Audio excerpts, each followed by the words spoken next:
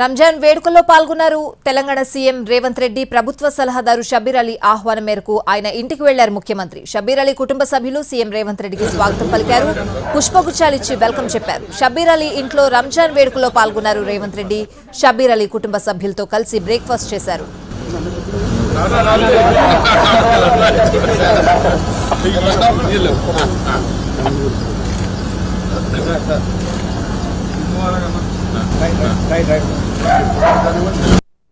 రంజాన్ పండుగ సందర్భంలో గౌరవ ముఖ్యమంత్రి గారు నా దగ్గరికి వచ్చి ఇక్కడి నుంచి మొత్తం తెలంగాణ ముస్లిం సోదరులకు 30 రోజులు ఫాస్టింగ్ గా ఉండి ప్రేయర్ చేసి మరి దేశ రక్షణ గురించి, దేశానికి ఐక్యత గురించి ఇఫ్తార్ విందులతో ఒక సెక్యులరిజం గా మంచి సాంప్రదాయాన్ని ఏర్పాటు చేసిన ముస్లిం సోదరులకు అందరినీ మన రంజాన్ ముబారక్ అని ఇక్కడి నుంచి తెలిపి ఢిల్లీలో మీటింగ్ ఉంటే అక్కడ పోవడం జరిగింది.